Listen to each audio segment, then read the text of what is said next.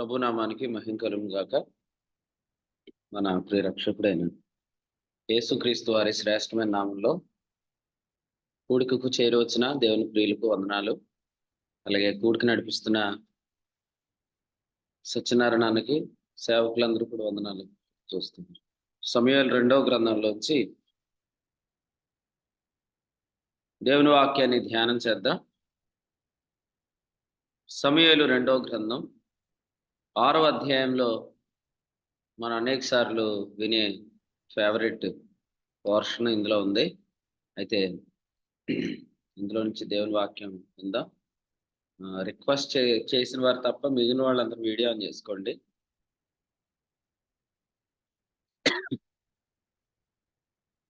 తర్వాత దావీదు ఇశ్రాయేలీల్లో 30,000 మంది శూరులను సమకూర్చుకొని బయలుదేరి కెరూబుల మధ్య నివసించు సైన్యములకు అధిపతియగు యెహోవాను తన నామము పెట్టబడిన దేవుని మందసమును అచ్చటి నుండి తీసుకొని వచ్చుటకై తన యొద్దనున్న వారందరితో కూడా బాయిల యెహోదులో నుండి ప్రయాణమాయింది. వారు దేవుని మందసమును క్రొత్త బండి మీద ఎక్కించి గిబియాలోనున్న అబీనాదాబు యొక్క ఇంటిలో నుండి తీసుకొని రాగా అబీనాదాబు కుమారులకు ఉజ్జాయిను అహ్యోయును ఆ క్రొత్త బండిని తోలిరి. చూడండి, సమూయేలు మొదటి గ్రంథం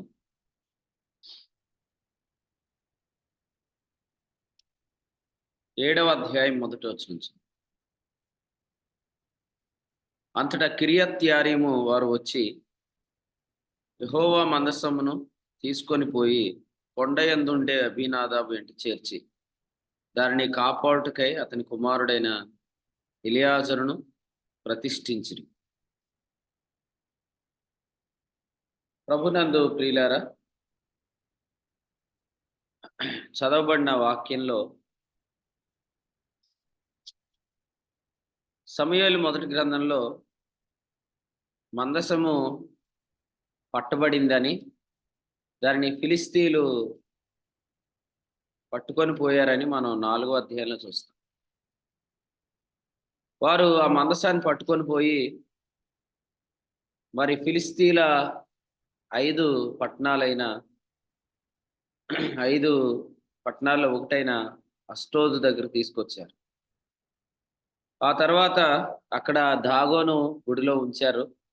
అయితే దాగోను యొక్క గుడిలో ఆ దేవత దాగోను ఎప్పుడైతే మందసం ఎదుటి బోర్లు పడిందో ఆ తర్వాత వారు దానిని అక్కడి నుంచి గాతు పట్టణానికి, ఆ తర్వాత ఎక్రోనుకు తీసుకొని వచ్చారు.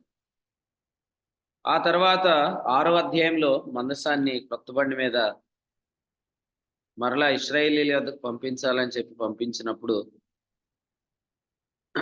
ఆ మందసము ఆ తర్వాత బెత్షెమెషు వారు తెరిచి చూసి సుమారు 50,070 మంది మొత్తబడ్డారు. అక్కడి నుంచి అది కిరియత్యారీంకి వచ్చింది. అబీనాదాబు వెంట చేర్చారు. ఎలియాజరు దానిని కాపాడుటకే ప్రతిష్ఠించబడ్డాడు. మరి సౌలు దినాల్లో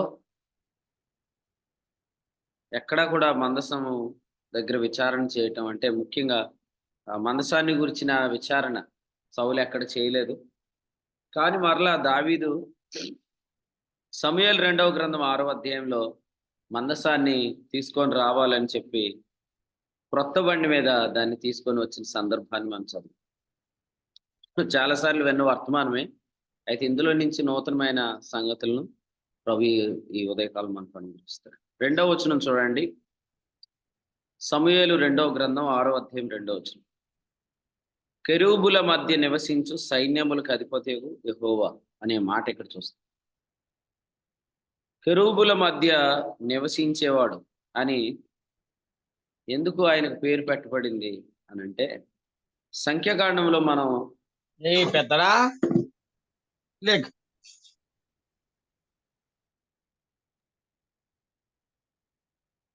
సంఖ్యాకాండం 7వ అధ్యాయం 90వ వచనం చూడండి.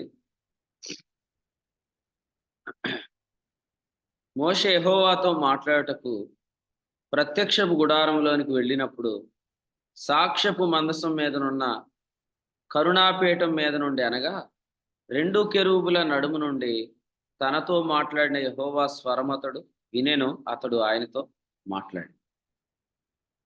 సో ఈ వచనం ప్రకారం ఆయన కెరూబుల మధ్య నివసించేవాడు అని ఎందుకు పేరు వచ్చిందంటే, ఆయన కెరూబుల మధ్యలో నుండి అనగా కరుణాపీఠం మీద నుండి ఆయన మాట్లాడుతున్నాడు. సో దీన్ని ఇలా జ్ఞాపకం చేసుకుందాం.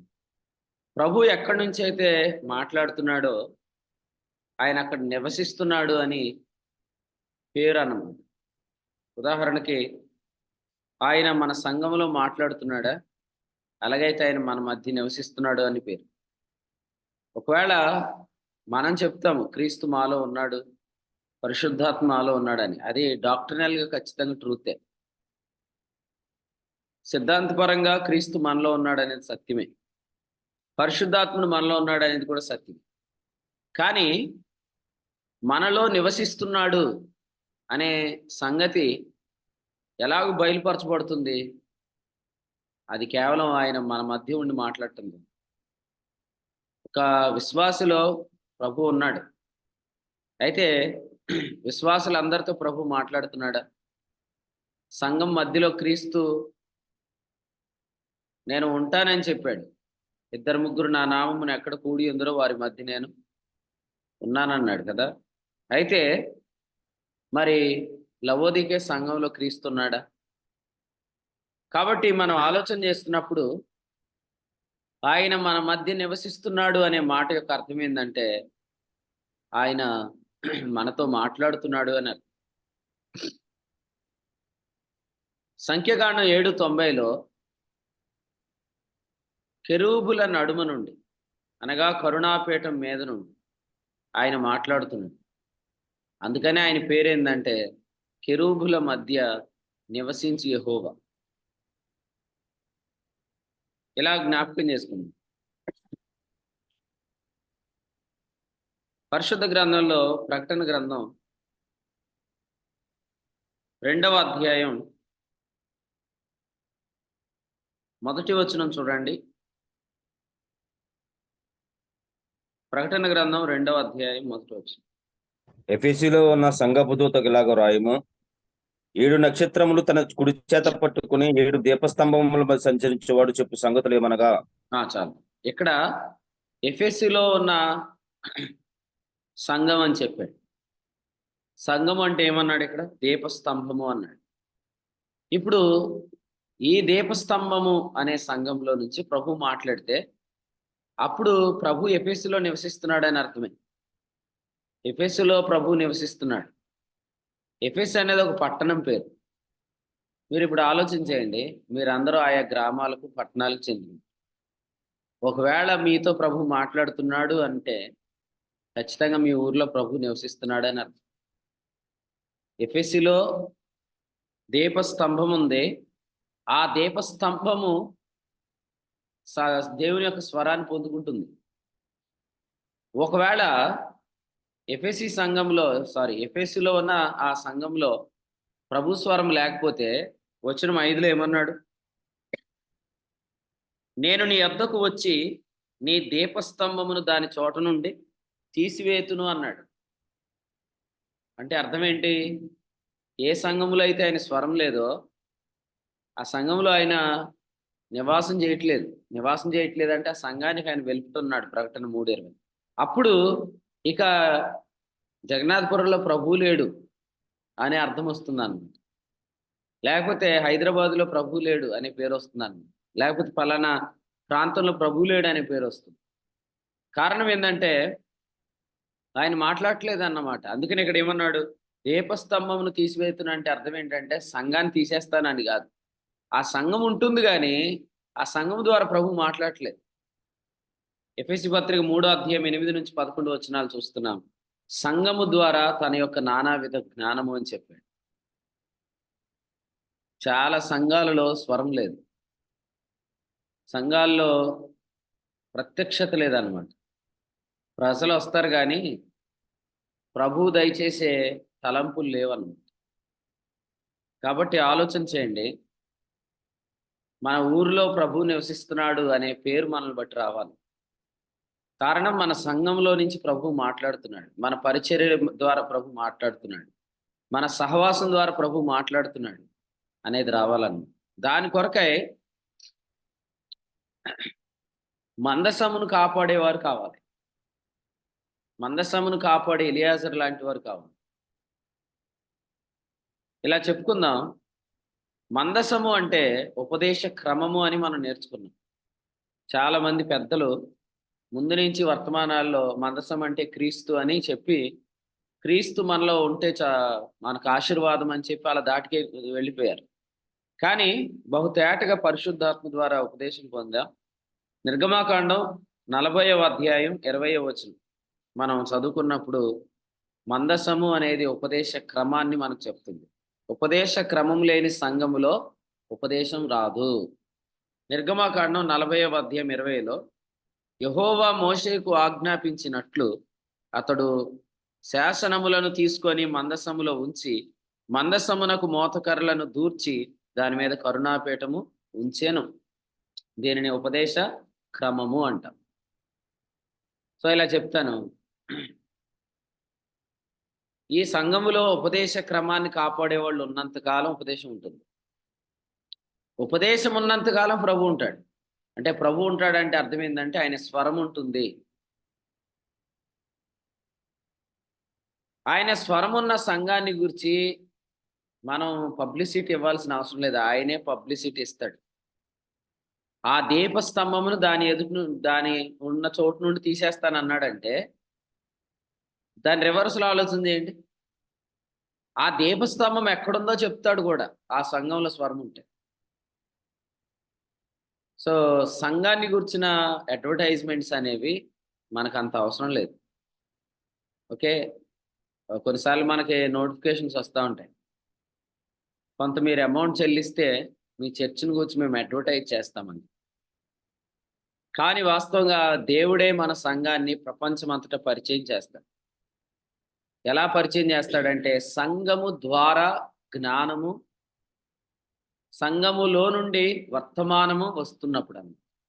ఎఫెసీయులకు రాసిన పత్రిక 3వ అధ్యాయం 8 నుంచి 11లో చెప్పిన ఆ జ్ఞానం ఏంటంటే అదే 3వ అధ్యాయం 19లో చెప్పాడు, జ్ఞానమునకు మించిన క్రీస్తు ప్రేమ. సో నేను ఇలా చెప్తాను, జగన్నాథపురం స్థానిక సంఘంలో మేము ఎప్పుడు కూడి వచ్చినా, అలాగే జగన్నాథపురం స్థానిక సంఘం ద్వారా జరుగుతున్న పరిచర్యల్లో మనం ఎప్పుడు కూడి వచ్చినా మన ప్రభు మనకి స్పష్టమైన సందేశాలు ఇస్తున్నాడు. కాబట్టి మన సంఘాలన్నిటిని గురించి ప్రభువే పరిచయం చేస్తాడు. ఫలానా ప్రాంతంలో సంఘం ఉంది అని ప్రభువే పరిచయం చేస్తాడు. అయితే మీ అందరికి ఒక బాధ్యతను ప్రభు ఉదయకాలం ఇస్తున్నాడు. అదేంటంటే ప్రభు యొక్క స్వరము సంఘములో ఉండేటట్లు ఉపదేశ క్రమాన్ని కాపాడటం కొరకై నువ్వు ప్రతిష్ఠించబడతావు. ప్రభు యొక్క స్వరము సంఘములో కాపాడు కొరకై ఉపదేశ క్రమాన్ని కాపాడటానికి నువ్వు ప్రతిష్ఠించబడతావు. అంటే లేవి సంఖ్యాకాండంలో ఈ మందసాన్ని కాపాడుట అనే ఈ యొక్క గొప్ప సంగతిని, లేదా ఉపదేశ క్రమాన్ని కాపాడుట అనే గొప్ప సంగతిని ఎలా వ్రాయించుకుంటూ వచ్చాడంటే 3వ అధ్యాయం సంఖ్యాకాండం 3వ అధ్యాయంలో వచనం 7 నుండి చూడండి. వారు ప్రత్యక్షపు గుడారము ఎదుట మందిరపు సేవ చేయవలెనని చెప్తూ అక్కడ చెప్పాడు, తాము కాపాడవలసిన దానిని అని చెప్పాడు. లేవీయులు ఏం చేస్తున్నారు అంటే వారు మందిరము చుట్టూ దిగుతున్నారనమాట. ఈ అధ్యాయం మీరు చదివితే మందిరం చుట్టూ దిగుతున్నారు. ఇశ్రాయేలీయులు 4 పాళెములుగా ఉన్నారు, 12 గోత్రాలుగా ఉన్నారు. దక్షిణ దిక్కున రూబేను పాళెము, పడమర దిక్కున ఎఫ్రాయిం పాళెము, అలాగే ఉత్తర దిక్కున దాను పాళెము, తూర్పు దిక్కున యోధా పాళెము ఉంది. అలాగే మందిరాన్ని ఆనుకొని కహాతీయులు, గెర్షోనీయులు, మెరారీలు ఉన్నారన్నమాట. ఈ ముగ్గురు లేవి కుమారుల్లో నుంచి వచ్చిన వంశావళులు అన్నమాట. వీళ్ళు ఏం చేస్తున్నారంటే మందిరాన్ని కాపాడుతున్నారు. ఇలా చెప్తాను. హైదరాబాద్లో ఉన్న పరిచర్యను పలానా బ్రదర్ కాపాడుతున్నాడు. హైదరాబాద్లో ఉన్న పరిచర్యను పలానా సిస్టర్ కాపాడుతుంది. ఆదిలాబాద్లో ఉన్న మందిరాన్ని సహోదరులు కాపాడుతున్నారు. మందిరాన్ని మనం కాపాడటం ఏంటన్నా అని అనుకోవద్దు. మందిరాన్ని కాపాడటం అంటే ఉపదేశ క్రమాన్ని కాపాడటం. ఉపదేశ క్రమాన్ని కాపాడిన వాళ్ళు ఉపదేశం ఉండేటట్లు జాగ్రత్త పడుతున్నట్లే. ఎందుకంటే ఉపదేశ క్రమం ఉన్నంతకాలం ఉపదేశం వస్తుంది. ఉపదేశ క్రమం దెబ్బతింటే ఉపదేశం రాదు. సో అందుకనే ఉపదేశ క్రమాన్ని కాపాడే ఎలియాజర్లు కావాలి. ఎలియాజర్లు ప్రతిష్ఠించబడాలి. సో అందుకనే మనం గమనిస్తున్నాం, ఇప్పటికీ ఉపదేశ క్రమం అర్థం కాని వాళ్ళు చాలా మంది ఉన్నారు. నేను నిన్ను కూడా మా స్థానిక సంఘంలో చెప్పాను. ఇంతకాలానికి కూడా కృప అర్థం కాని వాళ్ళు ఉన్నారు.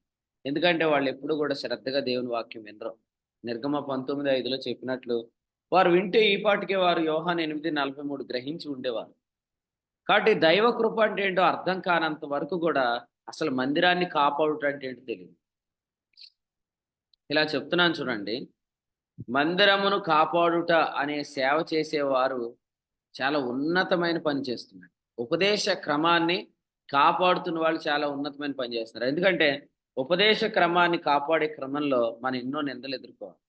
ముఖ్యంగా చింతపల్లి ప్రాంతంలో ఉన్నవారైతే చాలా భయంకరమైన నిందలు ఎదుర్కొన్నారన్నమాట. ఎలాగూ అంటే ఈ పిల్లలందరూ కూడా ఏదో ఒక దుర్బోధలో పడిపోయారు. వీళ్ళందరూ అందరినీ పాడు చేసేస్తున్నారు అని చెప్పి వారి మీద నింద అన్నమాట. అయితే ఒకటి తెలుసుకోండి, ఉపదేశ క్రమాన్ని కానీ నువ్వు కాపాడగలిగితే ప్రభువు నిన్ను ఆశీర్వదిస్తాడు. ఎందుకు ఆశీర్వదిస్తాడంటే ఎవరైతే తిమోతికి వ్రాసిన 2వ పత్రిక 1వ అధ్యాయం 14లో చెప్పాడు చూడండి. తిమోతికి వ్రాసిన 2వ పత్రిక 1వ అధ్యాయం 14 రాజుగారి టైం అయిపోయినట్టుంది. ఇప్పుడు ఆయన బండి తోలుకుంటూ వెళ్ళిపోతాడు. కొత్త బండి. మీరు ఇంకొకరు ఎవరైనా చదవండి. నీకు అప్పగింపబడిన ఆ మంచి పదార్థమును మనలో నివసించు పరిశుద్ధాత్మ వలన కాపాడుము. రైట్. నీకు అప్పగించబడిన ఆ మంచి పదార్థమును మనలో నివసించు పరిశుద్ధాత్మ వలన కాపాడుము అన్నాడు. ఇక్కడ మంచి పదార్థం ఏంటంటే మన ఈ ఉదయకాలం చెప్పుకునేది పరిశుద్ధాత్మ వాళ్ళని కాపాడాల్సిన మంచి పదార్థం ఉపదేశ క్రమము. ఇప్పుడు చూడండి, గలతీలకు రాసిన పత్రిక 2:5లో మీ మధ్యను సువార్త సత్యము నిలుచున్నట్లు మేము వారికి ఒక్క గడి అని లోబడుటకు ఒప్పుకోలేదు. ఎలా అంటాను, ఉపదేశ క్రమాన్ని కాపాడే క్రమంలో దాన్ని ఎత్తుకొని పోవాలని చాలా మంది వస్తారు. అయినా మేము వారికి లోబడటానికి ఒక్కసారి అయినా మేము సేవకులం కాదు కదా, మేము వెళ్తున్న సంఘంలో ఉపదేశ క్రమాన్ని పాడు చేయడానికి వస్తున్న వాళ్ళు వస్తున్నప్పుడు నేను ఎలా కాపాడాలి అని మీరు అడిగితే ఒక చిన్న విషయం చెప్తాను. మీరు సమ్మతించకుండా ఉండటమే. మిమ్మల్ని పిలుస్తారన్నమాట, నిలబెడతారు. నువ్వెందుకు ఈ ఉపదేశంతో ఏకీవించట్లేదంటే మీరు చెప్పే ఉపదేశ క్రమం కాదు అని నువ్వు చెప్పగలిగితే నువ్వే ఎలియాజరుడు. ప్రభు నిన్ను రెండింతలుగా ఆశీర్వదిస్తాడు. రెండింతల ఆశీర్వాదం ఎలియాజర్కి. ఎలియాజర్ లాంటి వారి ద్వారా ఆశీర్వాదం ఒబేదేదోం ఇంటి వారికి. రెండింతల ఆశీర్వాదం ఎవరికంటే ఆశీర్వదించబడే అవకాశం ప్రజలకు కల్పించే వారికి అన్నమాట. రెండింతల శాపం ఎవరికంటే శపించబడ్డానికి కారకులయ్యే వారికి అన్నమాట. కాబట్టి బోధకుడికి మేబీ రెండింతల బ్లెస్సింగ్ ఉంటుంది, లేదా రెండింతల శాపం ఉంటుందండి. మీకైతే రెండింతల ఆశీర్వాదం ఉంటుంది. ఎప్పుడు అంటే మీరు ఉపదేశ క్రమాన్ని కాపాడేవాళ్ళు. నాకెందుకులే అని అనుకునే వాళ్ళకి ఏం లేదు. ఉదయకాలం నాకెందుకులే అనేవాళ్ళు ఎవరు మీరు ఉండాల్సిన అవసరం లేదు. మీరు జస్ట్ లీవ్ అయిపోండి, రేపు జాయిన్ అవ్వండి. కానీ ఈ వర్తమానంలో మాత్రం నాకెందుకులే అనేవాళ్ళు కాదు. సువార్త సత్యము ఉంటేనే సందేశం వస్తుంది, ఉపదేశ క్రమం కాపాడబడితేనే ఉపదేశం వస్తుంది అని ఎవరైతే నమ్ముతున్నారో వాళ్ళు ఎలాగో తెగిస్తారంటే గలతీ పత్రిక 2:5లో చెప్పాడు, సువార్త సత్యము నిలిచేటట్లు ఒక్క గడి అయినా నేను లోబట్టుకు ఒప్పుకోలేదు అన్న తర్వాత 6లో అన్నాడు, ఎన్నికైన వారుగా ఎంచబడిన వారి యొద్ద నేనేమీ నేర్చుకొనలేదు, వారు ఎంతటి వారైనను నాకు లక్ష్యం లేదు. బైబిల్ కాలేజీలో చదవటం తప్పేం కాదు. ఓకే, డిగ్రీలు కూడా సంపాదించడం తప్పేం కాదు, కానీ ఉపదేశ క్రమం అర్థం కాకపోవటమే అవివేకం. ఎంత చదివినా ఉపదేశ క్రమం చాలా ఈజీ. అసలు మీరందరూ బీటీహెచ్, ఎంటీహెచ్ ఇవన్నీ చేయాల్సిన అవసరం లేదు. ఉపదేశ క్రమం ఏంటంటే నిర్గమాకాండం 40 అధ్యాయం 20 వచ్చింది. అది అర్థమైందా? మందసంలో శాసనాలు, దానికి మోతకర్రలు, దానిపైన కరుణాపీఠం. సో మీరు గమనించండి, దీని అర్థం ఏంటంటే ఒక వ్యక్తి కరుణాపీఠం ఎప్పుడు తొలగిస్తాడు?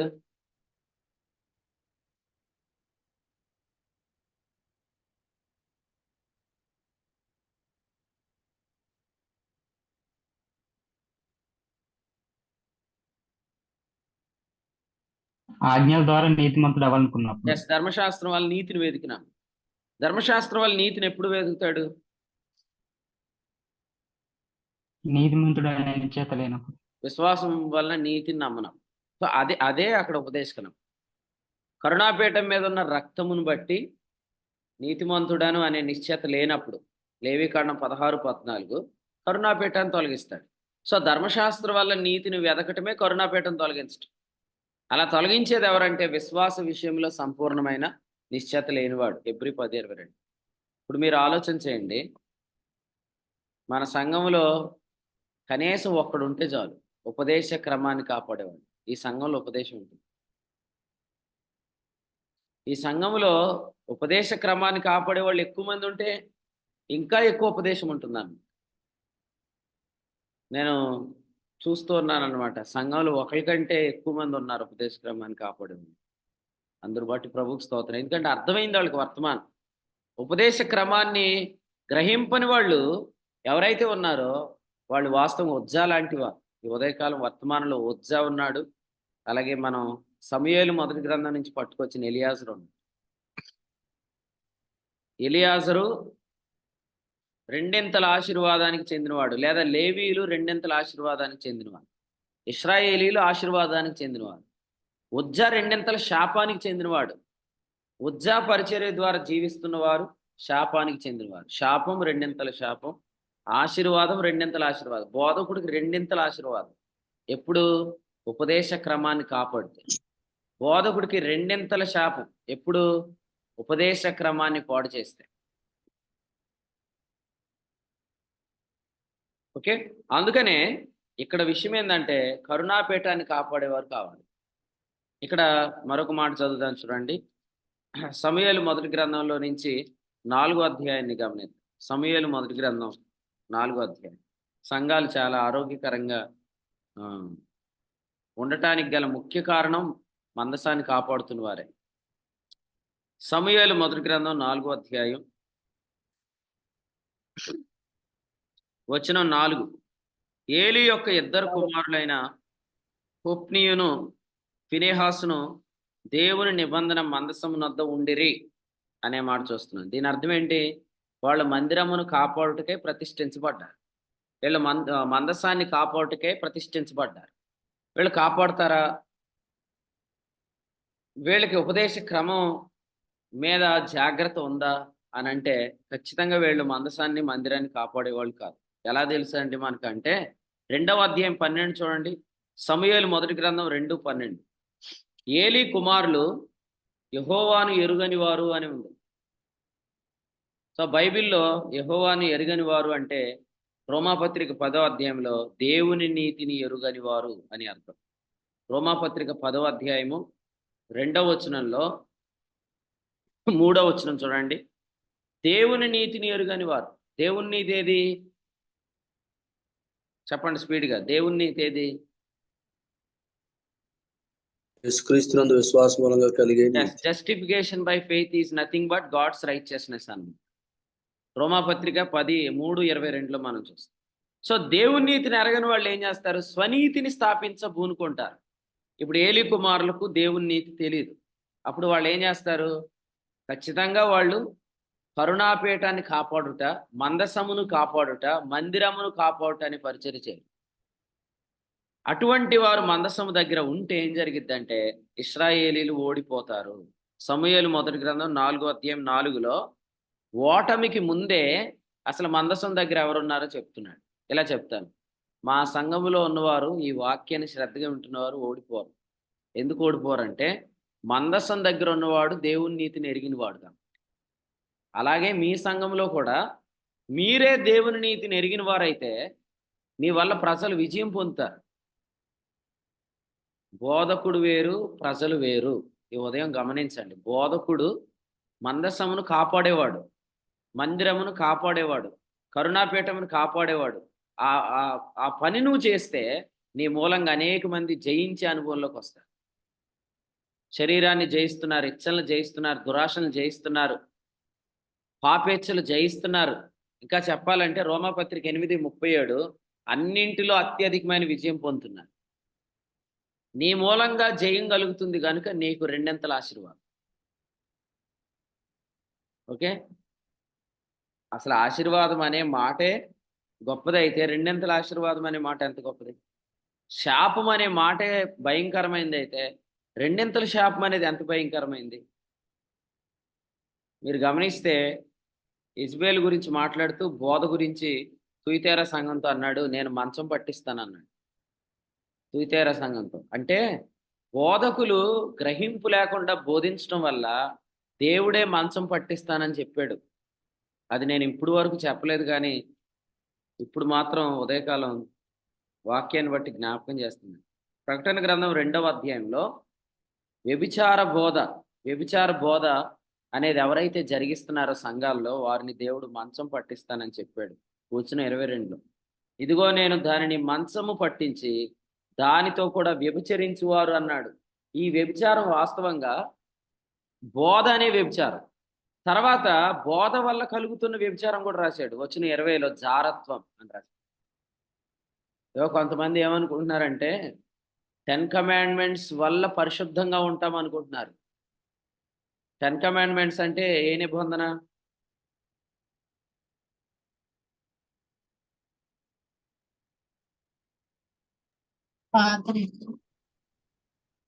పాత నిబంధన ఏ స్త్రీకి సూచన చెప్పండి?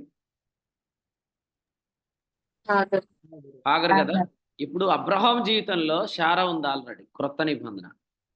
గలతీ పత్రిక 4:24 నుంచి మనం చూస్తాం. ఇప్పుడు హాగరును తెచ్చారంటే అర్థం ఏంటంటే, అంటే టీచింగ్లోనే ఏముంది? వ్యభిచారం ఉందన్నమాట. బోధలోనే వ్యభిచారం ఉంది. ఈ వ్యభిచారం అనే బోధ ఎవరైతే బోధిస్తున్నారో క్రీస్తు సువార్త ప్లేస్లో భిన్నమైన సువార్త ఎవరైతే తెచ్చారు, గలతీ పత్రిక 1వ అధ్యాయంలో అన్నాడు, వాడు శపించబడును గాక అన్నాడు. ఆ శాపాన్ని ఎక్కడ రాశాడంటే ప్రకటన గ్రంథంలో రాస్తున్నాడు, బహుశ్రమల పాలు చేస్తానన్నాడు. వచనం 22లో ఏమన్నాడు? ఇదిగో నేను దానిని మంచం పట్టిస్తాను, దానితో కూడా వ్యభిచరించే వారిని బహుశ్రమల పాలు చేస్తాను.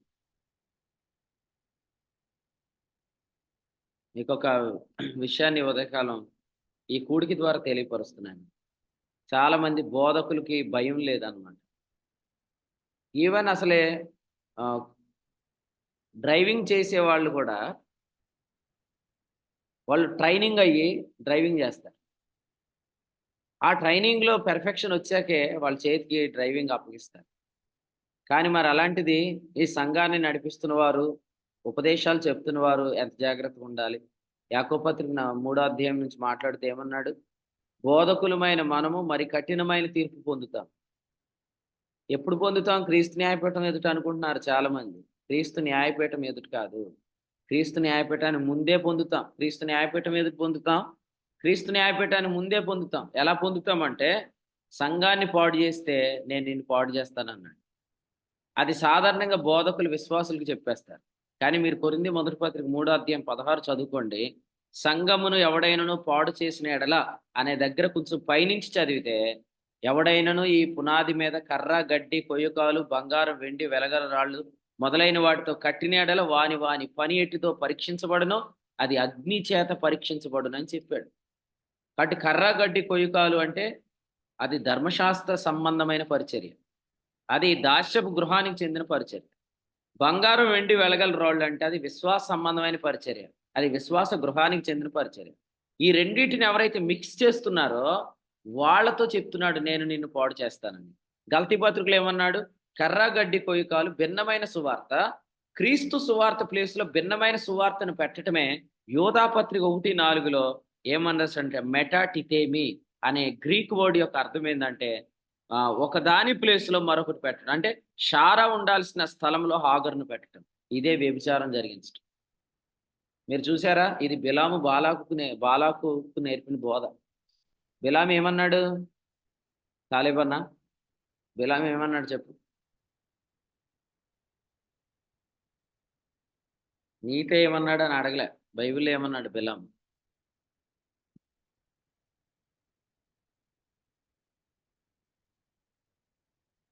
ఓకే, కాలేబాను రక్షించండి ఎవరని. బిలాము ఏమన్నాడు చెప్పండి? ఆనందాన్ని చెప్పు, ప్రార్థన చేసిన ఆనందాన్ని. బిలాము ఏమన్నాడు చెప్పండి? వాక్యం వింటున్నారా? శ్రద్ధగా, ఆసక్తిగా. ఇజ్రాయేలీల చేత వ్యభిచారం చేయించుకొని చెప్పాడు. రైట్. అసలు ఈ ఇజ్రాయేల్ అంటున్నారేంటి? చాలా మంది సరిగ్గా వాక్యం చదివేవాళ్ళు కూడా. కృపానిధి వాక్యం ఎప్పుడు చదివిన ఇజ్రాయేల్ అంటున్నాడేంటి? ఇశ్రాయేలు అనండి అందరూ. ఇశ్రాయేలీలు. జెర్మియా కూడా ఇజ్రాయేల్ అంటాడు. అది తెలుగు పదం కాదు, ఇంగ్లీష్ పదం అది. తెలుగులో ఇశ్రాయేలీలు అనండి అందరూ. ఇశ్రాయేలీలు. కృపానిధి ఒకడు, జెర్మియా ఒకడు, మళ్ళీ నువ్వు ఒకడు దొరికావు.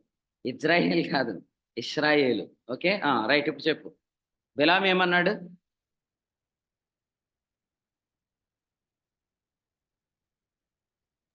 షిత్తీము లోయలో మోయాబు రాణితో విచారం చేయించే దేవునికి కోపం తెప్పించిన వారు అవుతారు కాబట్టి ఆ విధంగా బోధించారు. అసలు బిలాము అంటే మనకి ఏం గుర్తొస్తుంది? శాపం అనే పదం గుర్తొస్తుందండి. బిలాము శపించడానికి వచ్చాడు. ఏం చెప్పాడంటే, అసలు నేను ఏమని శపించగలను, ఏమని భయపెట్టగలను? అసలు బిలాము శపించలేకపోయాడు.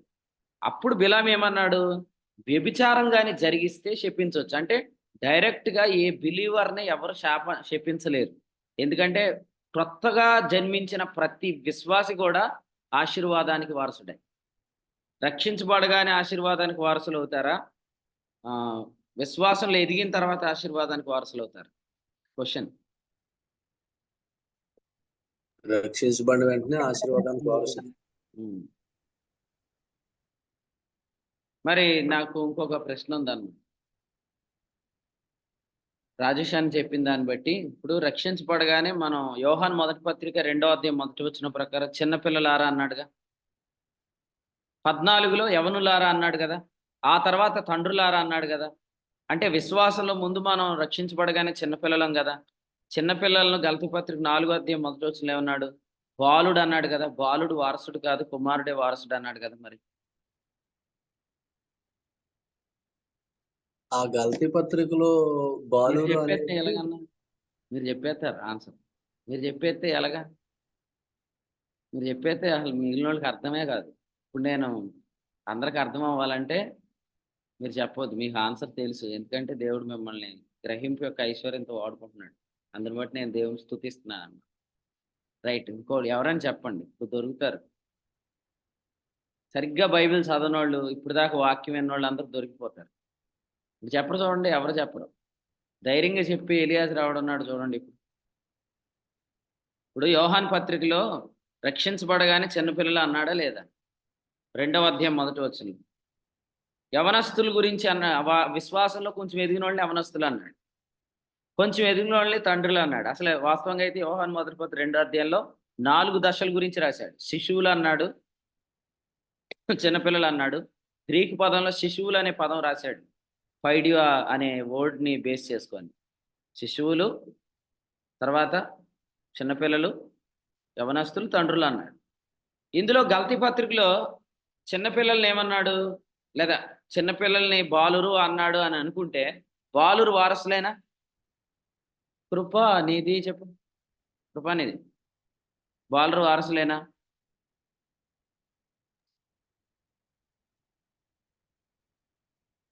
పేరు పెట్టి పిలిచినా మైక్ ఆన్ చేసుకోరు. ఎందుకంటే ఎందుకు వచ్చింది దొరికిపోతే. ఇప్పుడు దాకా మంచి సాక్ష్యం ఉంది, సాక్ష్యం ఎందుకు పోగొట్టుకోవాలి? అంతేనండి. ఆన్సర్ చెప్పండి, స్పీడ్గా ఆన్సర్ చెప్పండి. ఎవరు చెప్తే వాళ్ళని దేవుడు ఈ ఉదయకాలం గ్రహింపు యొక్క ఐశ్వర్యంలో బాగా ముందుకు తెచ్చాడని నేను నమ్ముతాను. మీకు అయితే వాక్యం అర్థమైంది, కానీ ఈ విషయం కూడా అర్థం అవ్వాలి. క్వశ్చన్ ఎంతమందికి అర్థమైంది? బాలుడు వారసులేనన్నా. వాళ్ళు వారసులే. ఎందుకులే ఈ గొడవ మొత్తం ఎడగొట్టేద్దాం, సెట్ చేసేద్దాం అనుకున్నాడు. ఎందుకని శ్రీనాన్న అడిగితే చెప్పడు. అందుకని శ్రీనాన్నని అలా హోల్డ్లో పెట్టేసి మిగిలిన వాళ్ళు చెప్పండి. బాలురు వారసుల. ఏం సందీప్ అన్న, గలతీ పత్రికలో బాలురు వారసుడు అని ఉందా? కాదండి. కాదని చెప్తే రైట్ చెప్పాలా. కాదంటే అయిపోద్ది ఏంటి? ఇదేదో పిచ్చి బా- క్వశ్చన్. బాలుడంటే చెప్పాలి. బాలుడంటే ధర్మశాస్త్రం.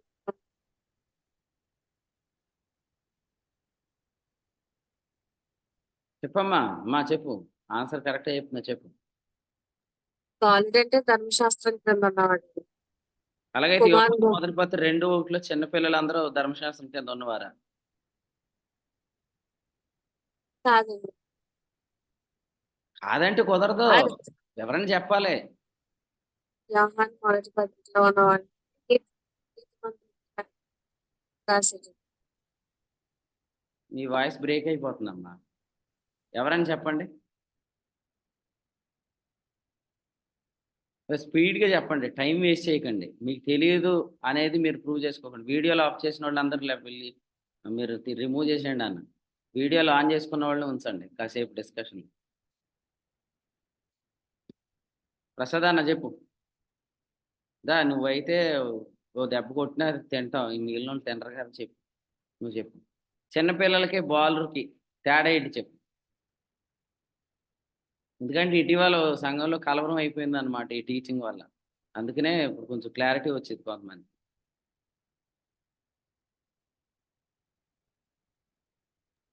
గలతీ పత్రికలో ఉన్న బాలుడు అతను వారసుడే గాని ధర్మశాస్త్రాన్ని బట్టి జీవిస్తున్నాడు కాబట్టి అక్కడ బాలుడు అని చెప్పాడు. ధర్మశాస్త్రాన్ని బట్టి జీవిస్తే బాలుడు అయిపోతాడా కుమారుడు? కుమారుడే గాని మరి అతను ఆచారాలు జీవిస్తున్నాడు కదా. ఇప్పుడు ఒక ప్రశ్న, విశ్వాసం ఉంచిన వాడు కుమారుడా బాలుడా రక్షించబడగానే? కుమారుడు అని. మరి కుమారుడు ఎలా బాలుడు అవుతాడా? బాలుడు అంటే బాలశిక్షకుడు క్రింద ఉన్నవాడు కదా. బాలశిక్షకుడు క్రింద ఉన్నవాడు బాలుడు. మన బాలశిక్షకుడి నుంచి బయటకు వచ్చి విశ్వాసంలోకి వచ్చే కుమారులమై మళ్ళీ ఒకవేళ ధర్మశాస్త్రం కిందకి వెళ్తే బాలురం అవుతామా?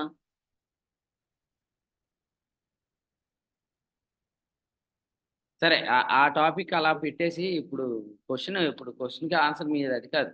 నేను చెప్పేది ఏంటంటే యోహాను పత్రికలో చిన్నపిల్లలకేనే, గలతీ పత్రికలో బాలురు వీళ్ళిద్దరూ ఒకటేనా అని అడుగుతున్నాను. ఇద్దరు ఒకటి కాదండి. కాదని చెప్పకూడదండి, వివరణ చెప్పాలి. కాదని చెప్తారు మీరు అందరూ. రైట్, ఇంకొకరు తీసుకోండి ఛాన్స్. మా సత్యనారాయణ గారు నన్ను మాత్రం పిలవకుండా అన్నట్టు కూర్చున్నాడు ఆయన. ఎందుకు వచ్చింది ఇప్పుడు? అందరి భయం ఏంటంటే ఇప్పుడు దాకా బాగానే మంచి పేరు ఉంది, ఇది ఆన్సర్ చెప్పకపోతే ఏమైపోద్దని. గలతీ పత్రిక స్పెషలిస్ట్ ఉన్నాడు మన మధ్యలో, జర్మియా ఆన్సర్ చెప్పమా. జర్మియా అసలు ఫస్ట్ నుంచి గలతీ పత్రిక స్పెషలిస్ట్ అని పేరెట్టారు మా సంఘంలో. ఎందుకంటే అంటే గలతీ పత్రిక అనేవాడు అనమాట. చెప్పు, గలతీ పత్రిక స్పెషలిస్ట్కి ఈ ప్రాజెక్ట్ని అప్పగిస్తున్నాం ఇప్పుడు. చెప్పు బాబు, బాలురికి చిన్నపిల్లలకి తేడా ఏంటి?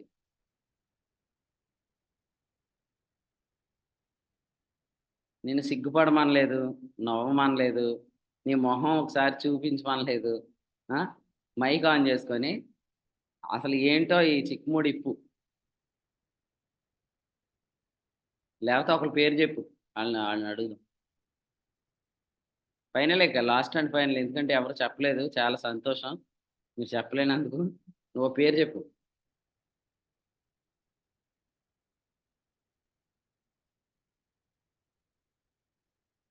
ఈరోజు మౌనవ్రతమా? సోమవారం.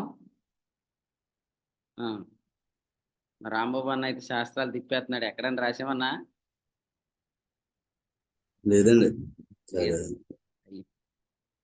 అవి నువ్వు రాసిన నీకే అర్థమవుతావు. అవి 7 ఏండ్ల శ్రమల కాలంలో యూదులకు అర్థమవుతాకి రాస్తావు నువ్వు. అవి ఇప్పుడు అర్థమవుతావు, వదిలేయి. వినండి అందరూ. యోహాను పత్రికలో చెప్పిన శిశువులు, చిన్నపిల్లలు యవనస్తులు, తండ్రులు, వీళ్ళందరూ కుమారులే.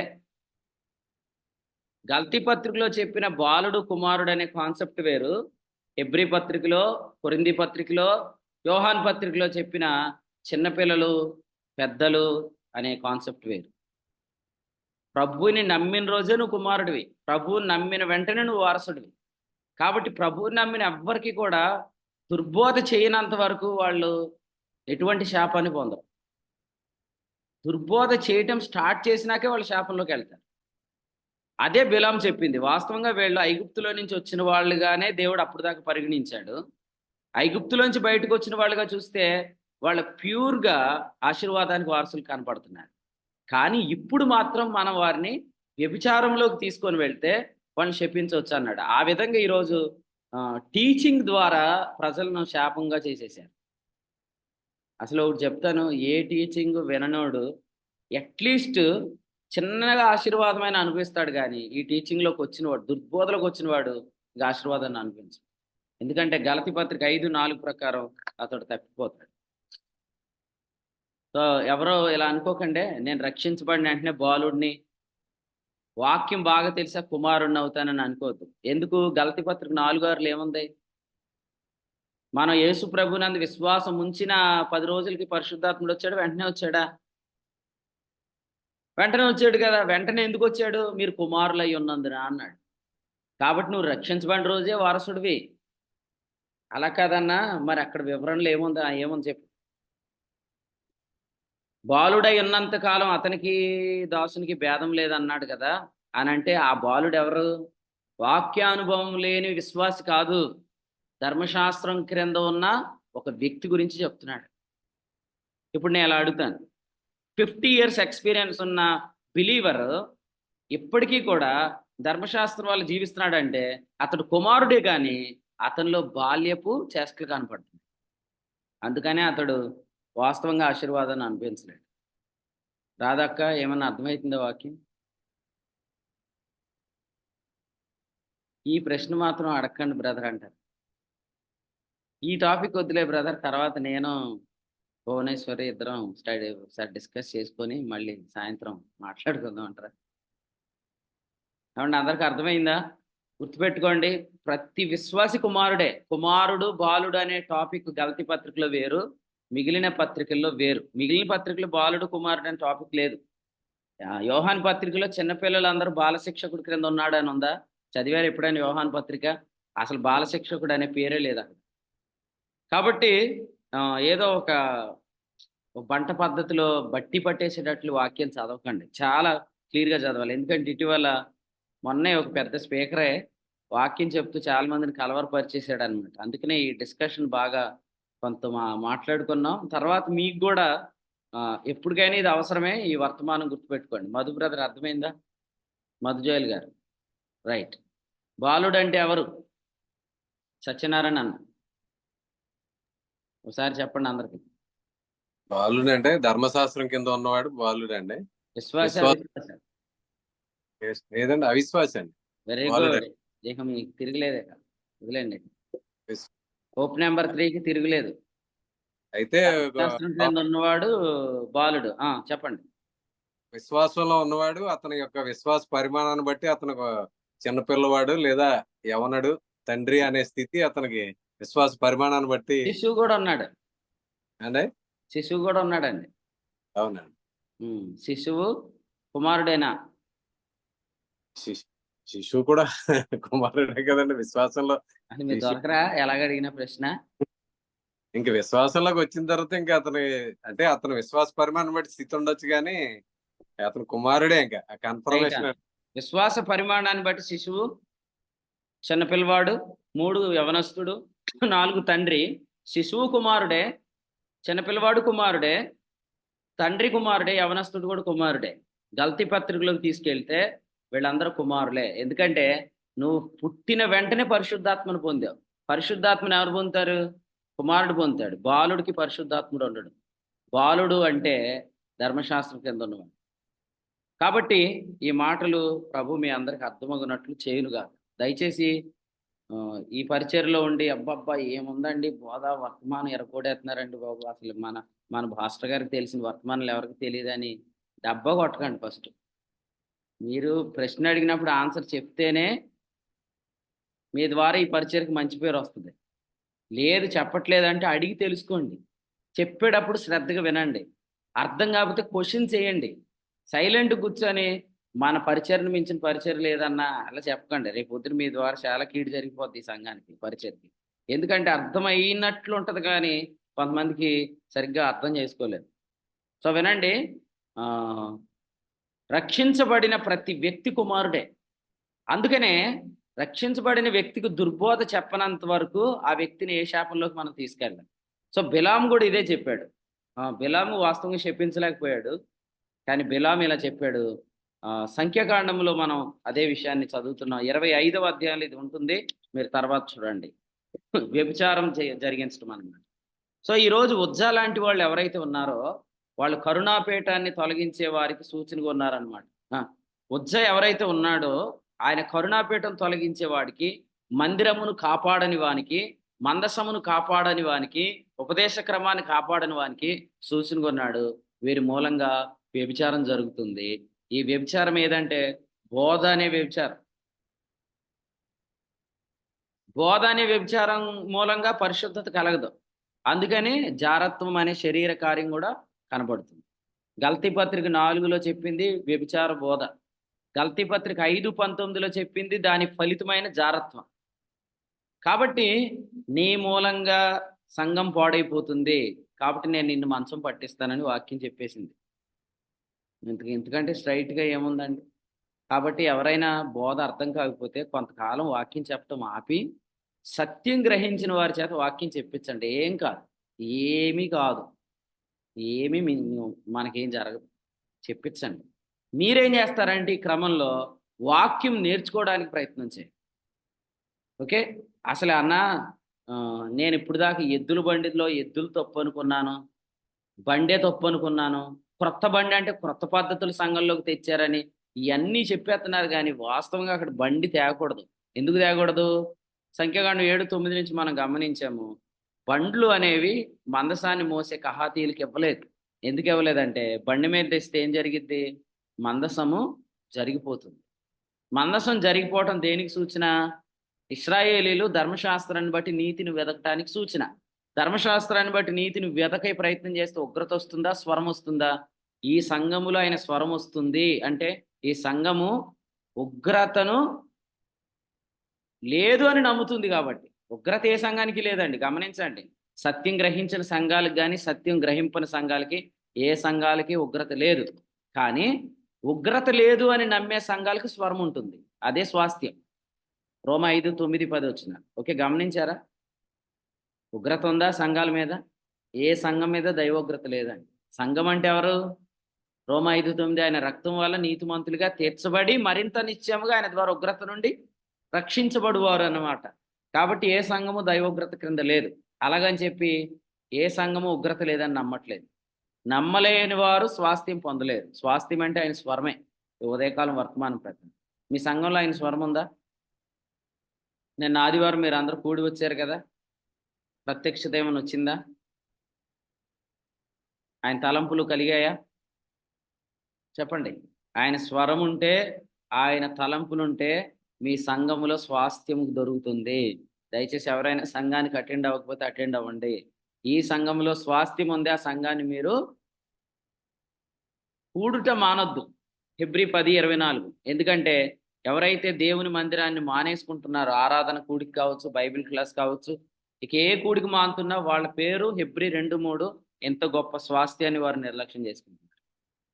అంటే దైవశక్తి చేత భద్రపరచబడుట అనే దాన్ని వాళ్ళు నిర్లక్ష్యం చేస్తున్నారు. అప్పుడు ఏం జరిగిద్ది? వాళ్ళు దైవశక్తి చేత కాపాడబడరు. దాని ఫలితాలు ఖచ్చితంగా ఉంటాయన్నమాట. పేతురు మొదటి పత్రిక 5:10 ఏమన్నాడండి? పేతురు మొదటి పత్రిక 5వ అధ్యాయము 9వ వచనమా ఏమన్నాడు? లోకమందున్న మీ సహోదరుల యందు ఈ విధమైన శ్రమలు నెరవేర్చున్నామని. ఎవరు అనిపిస్తున్నారు ఈ శ్రమలు? సహోదరులు. రక్షణను నిర్లక్ష్యం చేస్తున్న సహోదరులు. మందిరానికి రాకపోతే ఏమన్నా అవుతుందా? ఏమో శ్రమలు వస్తాయి. ఏ మందిరం అది? ఆయన స్వరమున్న సంఘం. ఆయన స్వరమున్న సంఘాన్ని నిర్లక్ష్యం చేస్తున్న వారికి శ్రమలు వస్తాయి. ఈ శ్రమలు ఈ కూడికలోని ఎవ్వరికి రాకుండాను గాక. శ్రమలు రాకూడదని ప్రార్థన చేయకూడదంట. శ్రమలు రావాలనే ప్రార్థన చేయాలంట. ఎక్కడుంది బాబు? కొరింథీ మొదటి పత్రిక 7:20 చదువుకోండి. ఈ శ్రమలు మీకు రాకూడదనే ప్రార్థన చేయమన్నాడు ప్రభు.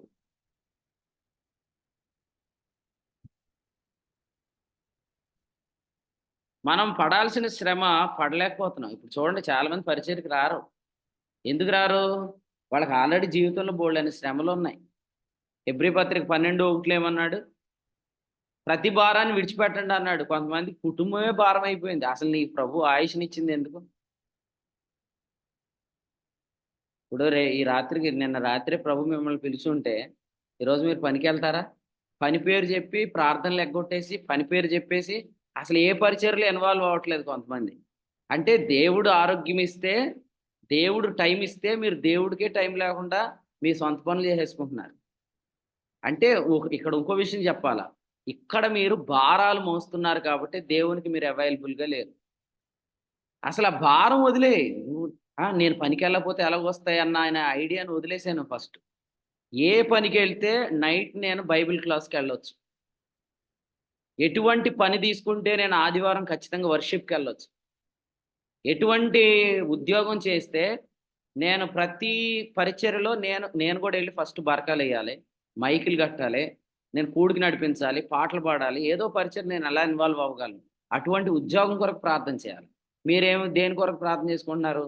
శాలరీ బాగా ఎక్కువ దేనిలో వస్తుందో అది కావాలనుకుంటున్నారు. ఎందుకు? ఇదంతా శనిగిపోయిన సంచిలో పోద్ది. వాక్యం పరిచర్య సంఘానికి విలువ ఇవ్వకపోతే మనం ఎంత సంపాదించినా ఇదంతా మళ్ళీ తీసుకెళ్ళి ఎక్కడిస్తాం? ఇదంతా శనిగిపోయిన సంచిలోకేనండి. కాబట్టి మీ జీవితాల్లో అది జరగకూడదు. నేను చెప్తున్న సందర్భంలోంచి హగ్గై గ్రంథం 1వ అధ్యాయంలో ఏమన్నాడు? దేవుని ఇంటిని నిర్లక్ష్యం చేస్తున్న వారితో ఏమన్నాడు? మీ జీతము చినిగిపోయిన సంచిలోకి వెళ్తుంది. నేను కూడా కొంతమందిని అడుగుతున్నాను, ఏంటన్నా మొత్తం మీకు ఇచ్చిన ఆయుష్ అంతా మీ సొంత పనులుగా వాడేస్తున్నారు, దేవుని పనులు మీరు ఎక్కడ కనపడట్లేదు, మీ ద్వారా అసలు ఏ పని జరగట్లేదంటే ఇంకేడ కుదురుతుందన్న? రాత్రి వచ్చినప్పటికే 10 అయిపోతుంది. అంటే దేవుడు ఉంచాడు కాబట్టి మీరు మీ సొంత పనులు చేసేసుకుంటున్నారు. ఎలీషా సేవకుడు ఏమన్నాడు? ఈ గొడ్డలి అరువు తెచ్చింది అన్నాడు. అలాగే మీరు మీ సొత్తుగారు రేపొద్దున ప్రభు ఖచ్చితంగా మిమ్మల్ని లెక్క అడుగుతాడు. జీవితంలో ఇద్దరిని గమనిస్తున్నాం. ఒకటి, శ్రమల్లో ఉన్న వ్యక్తులు దేవుని సన్నిధిలో ఉండరు, కొరింథీ మొదటి పత్రిక 7:35. 2, భారాల్లో ఉన్నవారు దేవుని పనులు వాడరు. కాబట్టి వాటిని విడిచిపెట్టేయండి. విషయం ఏంటంటే, ఈ శ్రమలు కానీ మీలో ఉంటే మీరు ఇంక దేవుని పనులు ఎలా ఉంటారు? రాత్రి సత్యనారాయణ గారి ఇంట్లో పెద్ద గొడవ అయిపోయింది. ఈ ఉదయం ఏమంటాడు ఆయన? ప్రశాంత్ కొంచెం మీటింగ్ నడిపించంట. మళ్ళీ ఈ రాత్రి కూడా ప్రపంచ యుద్ధం జరిగింది అనుకోండి, రేపు ఏమంటాడు? ప్రశాంత్ నువ్వు కూడికి నడిపించండి. ప్రశాంత్ ఏమంటాడు? కొంచెం బాగాలేదన్నా అంటాడు. ఏం బాగాలేదు? వాళ్ళ ఇంట్లో ఇంకో ప్రపంచ యుద్ధం జరిగింది. అప్పుడు ఏం చేస్తారు? వీళ్ళిద్దరు కలిపి సతీష్ అన్న మీదకి నెడతారని. అంటే దేవుని పని కొంతమంది ఎందుకు చేయలేకపోతున్నారంటే వాళ్ళ జీవితంలో ఈ విధమైన శ్రమలు జరుగుతున్నాయి. ఈ శ్రమలు అసలు మీకు జరగకూడదు. మీరు ఏదైనా శ్రమ పడుతున్నారంటే అది కేవలం ప్రభు శ్రమ అయి ఉండాలని. కాబట్టి ఆయన స్వరమున్న సంఘాన్ని ఎవ్వరు నిర్లక్ష్యం చేయొద్దు, ఈ శ్రమలోకి వెళ్ళొద్దు. ఈ ఉదయం 3 విషయాలు చెప్పాను నేను. ఆశీర్వాదం 2 ఆశీర్వాదం, శాపం 2 శాపం. శ్రమలు చెప్పండి. శ్రమలు చెప్పింది గుర్తులేదు, మర్చిపోయారు. బహుశ్రమలు. బహుశ్రమలు, రైట్ ఆన్సర్. శ్రమలు, బహుశ్రమలు. యెజబేలు వ్యభిచార బోధతో ఏం చెప్పాడు? బహుశ్రమల పాలు చేస్తానన్నాడు. శ్రమలేమో విశ్వాసులు అనుభవిస్తారు, బహుశ్రమలేమో బోధకులు అనుభవిస్తారు. ఆశీర్వాదం విశ్వాసులు అనుభవిస్తారు, 2 ఆశీర్వాదం. అదే మీ పాస్టర్ గారు ఏంటి కారు కొనేసుకున్నాడు, ఇల్లు కూడా కట్టేసుకున్నాడు, లేకపోతే ఇలాగ అయిపోయాడు, మొత్తం డెవలప్ అయిపోయాడు అని ఎవరన్నా అడిగితే ఏం చెప్తామంటే మరి ఆయన మొత్తం అందరిని ఆశీర్వదించేశాడు. దేవుడు ఆయన రెండింతలు ఆశీర్వదించేశాడు అని చెప్పాలి.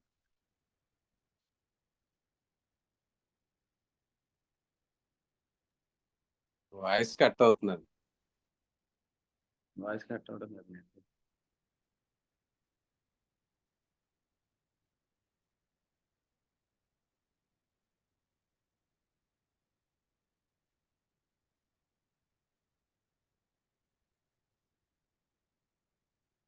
అన్న ఇప్పుడు వినపడుతుందా? ఓకే అండి. డేటా అయిపోయింది. సరే చూడండి, కొన్నిసార్లు దేవుడు సేవకుల్ని చాలా ఆశీర్వదిస్తాడు, బోధకుల్ని. ఎందుకు ఆశీర్వదిస్తాడంటే వాళ్ళు ఆశీర్వదించబడే పరిచర్య చేస్తున్నారు కాబట్టి వాళ్ళని దేవుడు రెండింతలుగా ఆశీర్వదిస్తాడు. కాబట్టి అసూయ పడొద్దు. మాకంటే మా సేవకుడే బాగా డెవలప్ అయిపోయాడు అని కొంతమందికి అసూయ అనమాట. ఎందుకు మేము ఉద్యోగం చేస్తూ కూడా ఇంత ఇంత ఆశీర్వాదంగా లేము, మరి మా సేవకుడు మాత్రం ఇంత ఆశీర్వాదాన్ని అనుభవిస్తున్నాడని చెప్పి కొందరు అనుకుంటారనమాట. నీ డేటా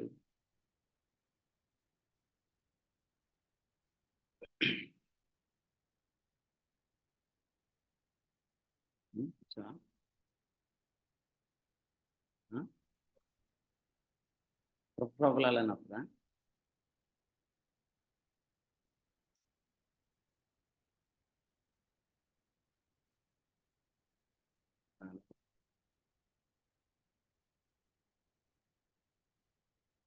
ఇది ఎయిర్టెల్ అన్నా?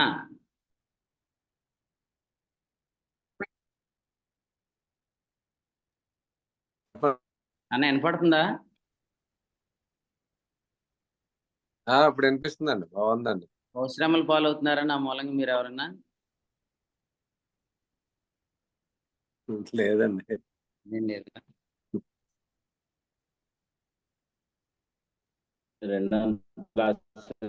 అనుకుంటున్నాను. అవునా? అలాగైతే దేవునికి స్తోత్రం.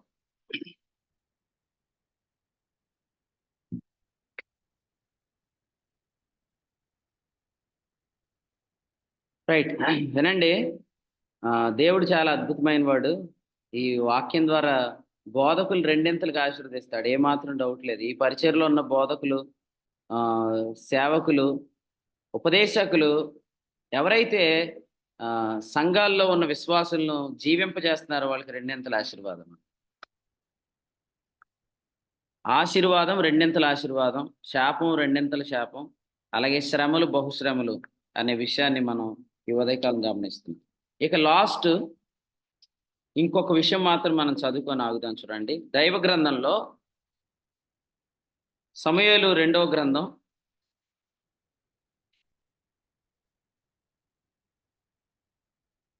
మనం చదివిన అధ్యాయానికి వద్దాం. సమూయేలు 2వ గ్రంథం 6వ అధ్యాయం 22వ వచనం చదువు.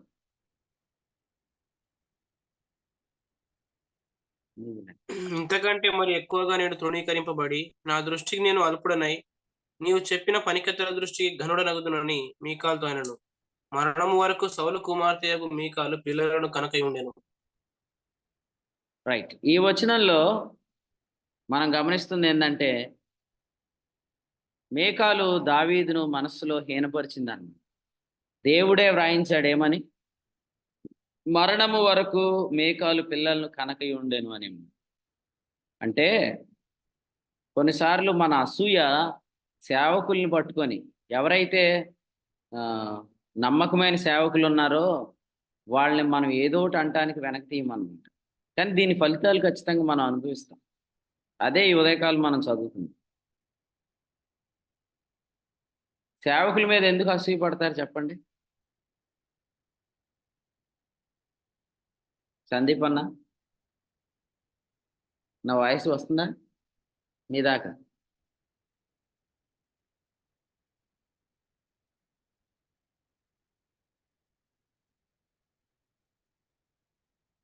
క్వశ్చన్ ఏం అడగలేదన్న, భయపడద్దు, మైక్ ఆన్ చేసుకోండి.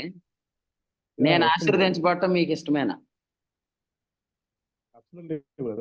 అన్నా? చాలా చాలా సంతోషం బ్రదర్. ఓకే అన్న, దేవునికి స్తోత్రం. సరే, నా క్వశ్చన్ నా క్వశ్చన్ వినండి, సేవకుడి మీద అసూయ ఎందుకు వస్తుంది? అంటే తను more when he's more blessed than the normal believer. Yes, అంతే. మేము వెళ్ళి చాలా కష్టపడి ఉదయం మధ్యాహ్నం ఎండలో నలిగిపోతుంటుంటే మేము కట్టుకోలేనంత ఇల్లు సేవకుడు కట్టేసుకున్నాం. నేను కొనుక్కోలేనిది అన్నా నేను రిమూవ్ చేస్తున్నానే, ఎందుకంటే అత్తమాట మైక్ ఆన్ అయిపోతుంది, వెళ్తే రిమూవ్ చేస్తున్నాను.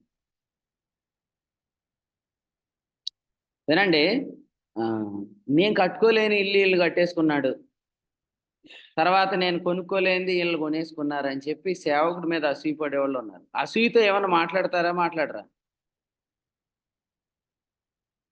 మనస్సులో హీనపరిస్తేనే ఆమెకు పిల్లలు కనలేదంటే మనసులో నీ మనసులో చెడు బుద్ధి రాకుండా జాగ్రత్త పడు. ఎందుకంటే నువ్వు ఆశీర్వదించబడటానికి నేను కారణమైనప్పుడు నాకు రెండంతల ఆశీర్వాదం ఖచ్చితంగా వస్తుంది. నేను దుర్బోధకుడిని అయితే నువ్వు శపించబడటానికి నేను కారణమైతే నేను రెండంతల శాప పొందితే అప్పుడు ఇలాగే అసూయపడతావా? అరే బ్రదర్, నాకేమో చిన్న జబ్బే వచ్చింది, ఆయనకి పెద్ద జబ్బు వచ్చింది అని నా గురించి నువ్వేమైనా అసూయపడతావా? నా క్వశ్చన్ అర్థమైందా? జాన్ పాల్ ప్రశ్న అర్థమైందా? నువ్వెక్కువ ఆశీర్వదించబడతావు, నేను ఎక్కువ ఆశీర్వదించబడతాను. మీరు ఎక్కువ ఆశీర్వదించబడతారండి. నేనేనా? ఎందుకు వచ్చింది మీరేనండి. ఒప్పుకునేటట్లు లేడని నాకు వేసేస్తున్నావు మార్కులు.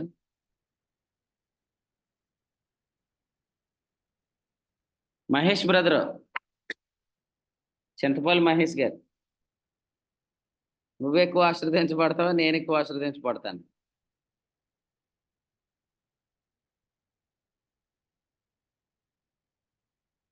వద్దులే, నువ్వు సైలెంట్గానే ఉండు. సత్యనారాయణ గారు మీరు చెప్పండి, నీకెక్కువ ఆశీర్వాదం, నాకు ఎక్కువ ఆశీర్వాదం? నేను ఆశీర్వదించబడితే మీరు డబుల్ ఆశీర్వదించబడతారండి. అది అలాగొచ్చారా? నేను అలా చెప్తారనుకోలేదు. నేను ఆశీర్వదించబడటానికి కారణం మీరే కదా, అందుకే మీకు రెండింతల ఆశీర్వాదం అంటారేమో అనుకున్నాను. నేను చెప్పిన దాని అర్థం అదేనండి. అదంటే అలా లేదండి, అలా లేదు. అది ఎలాగుందంటే ఇప్పటి నుంచి లెక్క చూసుకుందాం, ఇప్పటి నుంచి నేను ఆశీర్వదించబడితే అప్పుడు మీకు రెండింతలు అన్నట్టు ఉంది. లేదండి, ఎంత నేను చెప్పాను కరెక్టే కదా? రాంబాబు అన్న, దేవుడు నాకు కారు ఇచ్చినందుకు నువ్వు బాధపడుతున్నావు అని తెలిసింది, నిజమేనా? అది నువ్వు రైట్, ఓకే. దేవునికి స్తోత్రం. బాధపడే వాళ్ళు బాధపడతారు కానీ మీరు ఎవరు బాధపడలేదని నాకు తెలుసు. దేవుడు ఇంకా బ్లెస్ చేయబోతున్నాడు నన్నే కాదు, ఇక్కడ ఉన్న సేవకులు చాలా ఆశీర్వదించబోతున్నాడు. ఆశీర్వాదం అంటే మీరు అనుకునేటట్లు కార్లు ఇల్లులు అని కాదు, దేవుడు ప్రతి అక్కరు తీరుస్తాడు. అది హెబ్రీ 4:16 ప్రకారం దేవుడు ప్రతి అక్కరు తీరుస్తాడు. ఈలోగా నార్మల్ బిలీవర్స్కి అసూయ వచ్చేసింది. ఎందుకంటే మనం వెళ్ళి ఉదయం నుంచి ఎండలో నలిగిపోయి చేస్తుంటుంటే మనం చేయలేని సేవకుడు చేసేసుకున్నాడు అనుకుంటారు. కానీ వాస్తవంగా ఎవరైతే విశ్వాస సంబంధమైన దేవుని ఏర్పాటు పరిచయం చేస్తున్నారో వాళ్ళు మీకంటే ఎక్కువ ప్రయాసపడతారు. కాబట్టి మీరు గమనించండి, కొన్నిసార్లు ఇటువంటి ఆలోచనలతో మనం ఏదో కొన్ని మాటలు మాట్లాడతాం. అంత అవసరమా, ఇది కొనాలా, దీని బదులు సెకండ్ హ్యాండ్లు కొనుక్కోవచ్చు కదా, ఈ అత్తనెందుకు అమ్మి బీదలకి లేదు అన్నట్టు ఉంటుంది ఆ వాయిస్ నాకైతే ఎప్పుడు కూడా. అట్లా మీరు మాట్లాడిన మాటలకే మేకాల్లాగా మీరు గర్భము ధరించిన వారిలాగా అయిపోతారు. అయితే ఆమె మనస్సులో హీనపరిచినట్లుగా ఏ సేవకుడిని హీనపరచకండి. ఎందుకంటే మీ ఆశీర్వాదానికి మూలం ఆ సేవకుడే. కాబట్టి ఆ సేవకుని ఖచ్చితంగా రెండింతలుగా దేవుడు ఆశీర్వదిస్తాడు. ఇంకోటి చెప్పమంటారా? అసలే కొంతమంది సేవకుడు మంచి భార్యను చేసుకున్నా కూడా బాధపడతారు. ఎందుకు? ఈయనకి ఎంత అందగత్తి అవసరమా అంటారు. అంటే నిజమే, ఇది నిజంగా ఉందా బైబిల్లో అని అనుకోవద్దు, మీరు చదవండి కావాలితే. మోషే ఎప్పుడైతే ఒక స్త్రీని వివాహం చేసుకున్నాడో వాళ్ళ ఇంట్లో వాళ్ళ అక్కే, వాళ్ళ సహోదరే అసూయపడిపోయింది, బాధపడిపోయింది. కాబట్టి సేవకుడు పెళ్లి కూడా బాగా జరగకూడదు. సేవకుడు ఎంత బాగా హడావిడిగా చేసుకోవాలా, సింపుల్గా చేసుకోవచ్చు కదా, ఇవన్నీ ఒక భయంకరమైన అసూయలు అన్నమాట. సో దానిలోంచి బయటికి రండి. ఒక విశ్వాసి ఆశీర్వాదానికి మూలమైన సేవకుడిని దేవుడు రెండింతలుగా ఆశీర్వదిస్తాడు. ఒక విశ్వాసి శాపానికి కారకుడైన సేవకుడిని రెండింతలుగా దేవుడు శపిస్తాడు. ఒక విశ్వాసి శ్రమలకు కారణమైన ఒక సేవకుడిని దేవుడు రెండింతల బహుశ్రమలు పాలు చేస్తాడు. అందుకనే ఆశీర్వాదం పొందుతున్న ఏ సేవకుడిని కూడా మీరు మనసులో హీనపరచకండి. దేవుడు ఆశీర్వదిస్తే దాన్ని ఎవ్వడు వెనక్కి తీయలేడు. అది అరారాతు అని అర్థం దాని పేరు. కాబట్టి ప్రభు మనల్ని ప్రేమిస్తున్నాడు. నేను మిమ్మల్ని అందరిని ఏం కోరుకుంటున్నానంటే మీరు కృపను గ్రహించారు కదా, మీరు బోధకులై ఉండాలని కోరుకుంటున్నాను. అందరూ బోధకులు అవుదురుగాక అనండి, ఆమెను అనుకోండి. ఎందుకన్నా బోధకుడైతే కఠినమైన తీర్పు నీకు కాదు, గ్రహించినోడికి తీర్పు. గ్రహింపు లేనోళ్ళేమో మైకులు మొత్తం ఊదేస్తున్నారు అనమాట. మీకేమో గ్రహింపు ఉండి కూడా వాక్యం చెప్పంటే అన్నా వద్దన్నా నెక్స్ట్ టైం అన్నా అని గడిపేస్తున్నారు. మీరు ధైర్యంగా రండి, స్టేజ్ మీద నిలబడండి, ఒక టాపిక్ తీసుకోండి, వర్తమానం చెప్పండి, రెండింతల ఆశీర్వాదం పొందండి. ఎందుకంటే కృపను గ్రహించిన వాళ్ళు మాట్లాడితే, అందుకనే ఎబ్రీ పత్రిక ఈ మాట చెప్పాడు, మీలో చాలా మంది ఈ పాటికే బోధకులై ఉండాలి అని. కాబట్టి మీరు అందరు బోధకులు, ఈ పరిచయలో ఉన్న వారు అందరూ బోధకులు అవుదురు కాక, నో ప్రాబ్లం ఎట్ ఆల్. అందరూ బోధకులు అవ్వాలని ఈ పరిచయం చేస్తున్నాం. మేమెప్పుడు బోధకులుగా ఉండాలా, మీరు ఎప్పుడు వింటూ ఉండాలా, అది ఈ పరిచర్లో లేదు. అందరూ బోధకులు అవ్వాలి, మీరు రెండింతల ఆశీర్వాదం పొందాలి. దేవుడు అట్టి కృప మీ అందరికీ దయచేను గాక. ఓకే, ప్రభు ఈ తలంపులు మనందరి వినికిడిలో దీవించు. ఆమేన్. సమూయేలు 2వ గ్రంథము 6వ అధ్యాయం నుంచి దేవుడు మరొక వర్తమానం ద్వారా మనందరితో మాట్లాడారు. 2 కెరూబుల మధ్య నివసిస్తున్నటువంటి యెహోవా అనే ఒక విషయాన్ని తీసుకుని ఆయన స్వరం అని మనకు అప్పగించబడినటువంటి ఉపదేశ క్రమం అన్న విషయాన్ని జ్ఞాపకం చేస్తూ, సంఘంలో స్వరం లేకుండా ఈ రోజున లేనటువంటి పరిస్థితి, సేవకులకు ఉన్నటువంటి ఆ యొక్క శాపాన్ని గురించి చాలా విషయాలు ఈ యొక్క వర్తమానం ద్వారా దేవుడు మనతో మాట్లాడారు. కాబట్టి ఆశీర్వాదం, రెండింతల ఆశీర్వాదం, శాపం, రెండింతల శాపము, శ్రమలు, బహుశ్రమలు. నిజంగా ఎందుకని సేవకులకి కలిగే రెండింతల ఆశీర్వాదం, విశ్వాసికి కలిగే ఆశీర్వాదం గురించి, అలాగే శాపం, రెండింతల శాపం అన్న విషయాన్ని కూడా, ఎందుకంటే విశ్వాసికి ఎప్పుడైతే యొక్క విశ్వాస సంబంధం దేవుని ఏర్పాటు విరుద్ధంగా వెళ్ళినప్పుడు కలిగే శాపం, అలాగే బోధ విషయంలో సంఘంలో నిజంగా విశ్వాస సంబంధం దేవుని ఏర్పాటు ఉపదేశం, ఆయన నియమించినటువంటి ఉపదేశ క్రమాన్ని పాటించకపోతే సేవకులకు కలిగే రెండింతల శాపాన్ని గురించి, అలాగే శ్రమలు, బహుశ్రమలు అన్న విషయాన్ని కూడా మనకి ఈ యొక్క వర్తమానం ద్వారా దేవుని సేవకులు పరిశుద్ధాత్మ సాయంతో నేర్పించారు. కాబట్టి ప్రాముఖ్యమైనది మనకి అప్పగించబడినటువంటి ఉపదేశ క్రమం. కాబట్టి ప్రతి సంఘంలో కూడా దేవుని యొక్క స్వరం ఉండాలి. మరి ఎవరైతే ఈ యొక్క విశ్వాస సంబంధాన్ని దేవుని ఏర్పాటుని గ్రహించారో వారు కూడా, మరి వారినే దేవుడు ఎవరైతే గ్రహించి బోధిస్తున్నారో, మరి విశ్వాసులు, అనేక మంది విశ్వాసులు ఆశీర్వాదానికి కారణమవుతున్నారో వారు దేవుని సేవకు, అటువంటి దేవుని సేవకులను దేవుడు రెండింతలుగా ఆశీర్వదిస్తాడని, అటువంటి ఆశీర్వాదానికి అనేక మంది పాత్రలు కావాలని ఈ యొక్క వర్తమానం ద్వారా మనం నేర్చుకున్నాం. కాబట్టి విన్నటువంటి సంగతులు ఆడియో పంపించబడుతుంది. కాబట్టి మరొకసారి విని మేలు పొందాలని తెలియజేస్తూ, ఈ సమయంలో దేవుని సేవకులు కిరణ్ గారు ముగింపు ప్రార్థనతో ఈ కూడికను ముగింపు చేసుకుందాం. రామచంద్రపురంలో పరిచయం చేస్తాం దేవుని సేవకులు కిరణ్ గారు ముగింపు ప్రార్థన చేస్తారు. కూడికను ముగింపు చేసుకుందాం. ఈ కూడికలో వర్తమానం అందించిన దేవుని సేవకులకు ప్రభు నాలో వందనాలు తెలియజేస్తున్నాను. అలాగే కూడికలో ఆయా విధాలుగా సహకరించిన ప్రియులకు, అలాగే ఇప్పటి వరకు వర్తమానం అనే ప్రియులకు ప్రభు నాలో వందనాలు తెలియజేస్తున్నాను. ఈరోజు సాయంత్రం నిడదవల్లోను, అలాగే నల్లజర్లలో జరగబోయే బైబిల్ స్టడీలో వీలు కలిగిన వారు తెలియజేస్తున్నాను. ముగింపు ప్రార్థన దేవుని సేవకులు కిరణ్ గారు చేస్తారు. కూడికను ముగింపు చేసుకున్నాను. దేవుని సేవకులు బస్సులో ఉన్నానని తెలియజేశారు. కాబట్టి ఎవరన్నా ప్రేరేపణ కలిగిన వారు ఎవరన్నా ప్రార్థన చేయవలసిందిగా కోరుచున్నాను.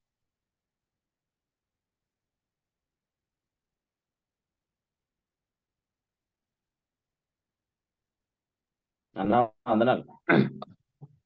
ప్రార్థన చేసుకున్నాం. మహాపరిశుద్ధుడా, ప్రేమగల తండ్రి, కృప కలిగిన దేవానికి స్తోత్రాలు తండ్రి. మరొకసారి ఈ ఉదయకాల సమయంలో ప్రభు సమూయేలు 2వ గ్రంథంలో నుండి మీరు మాకు ఈ ఉదయకాల సమయంలో మీరు మాకు అనుగ్రహించిన విశ్వాస వాక్యాన్ని బట్టి, కృపను బట్టి మీకు స్తోత్రాలు ప్రభువా.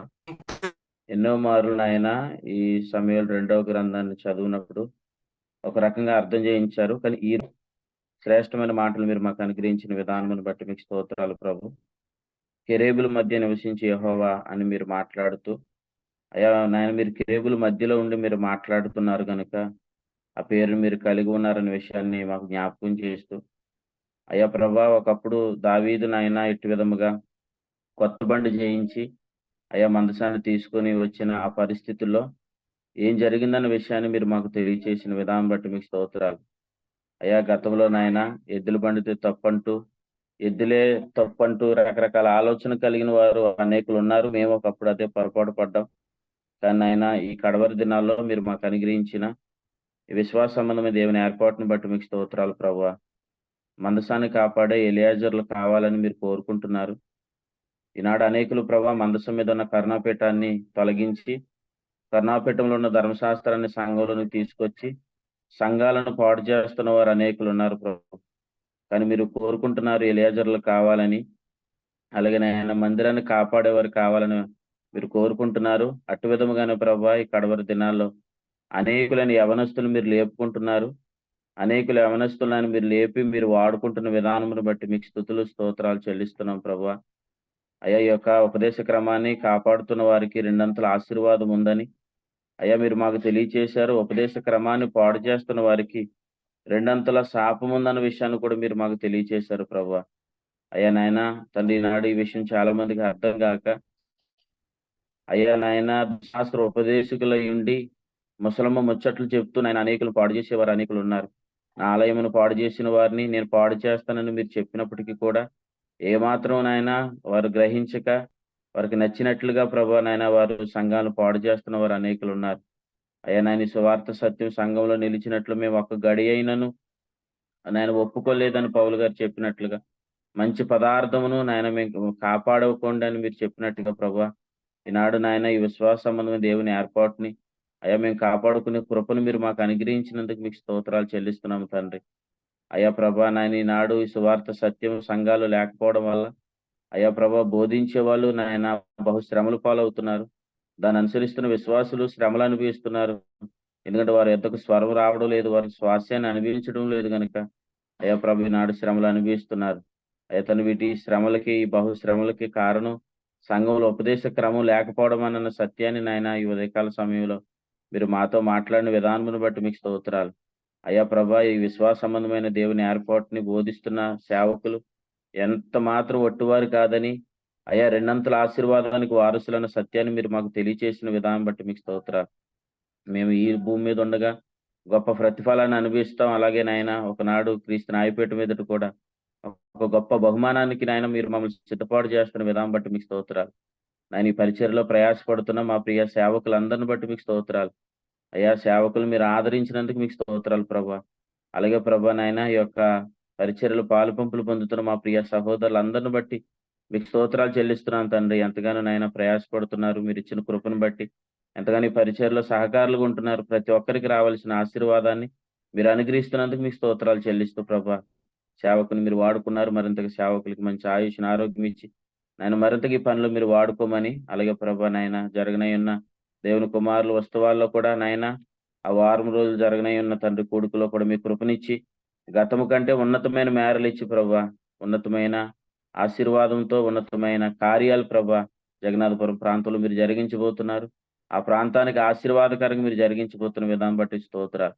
ఆ ప్రాంతంలో నాయన మీరున్నారు అని అనడానికి ఆ ప్రాంతంలో దీపస్తంభముగా మీ సంఘాన్ని మీరు వాడుకొని ఆ సంఘం ద్వారా మీరు ఇస్తున్న స్వరాన్ని బట్టి ప్రభా జగన్నాథపురం ప్రాంతంలో మీరు ఉన్నారన్న సత్యాన్ని అయ్యా నాయన 5 రోజులు వారం రోజుల కోడికల ద్వారా అనేకులు ఎరిగేటట్లుగా మీరు కృప దయచేయమని అయ్యా తండ్రి ఇప్పటికే చేసిన సహాయమును బట్టి మీకు స్తోత్రాలు. ముందుకు మీరు చేయబోతున్న సహాయమును బట్టి మీకు స్తోత్రాలు చెల్లిస్తూ మా రక్షకుడును మీ ప్రియకుమారుడైన యేసు ప్రభు నామమున స్తుతించి క్రీస్తు నామమున అడిగి వేడుకొనిచున్నాం పరమ తండ్రి. ఆమెన్. వందనాలు అన్న. ఆమేన్. ముగింపు ప్రార్థన చేసిన దేవుని సేవకులు సత్యప్రసాద్ గారికి కూడికలో ఉన్న ప్రియులందరికీ వందనాలండి. ఒకరు వందనాలు తెలియజేసుకుని కూడికి ముగింపు చేసుకుందాం. వందనాలండి. అందరికీ వందనాలు. మన ప్రభువైన యేసుక్రీస్తు నామములో అందరికీ వందనాలండి. అందరికీ వందనాలు. అందరికీ వందనాలండి. అందరికీ వందనాలండి. అందరికీ వందనాలు. అందరికీ వందనాలు. అందరికీ వందనాలండి. అందరికీ వందనాలండి. అందరికీ వందనాలండి. అందరికీ వందనాలండి.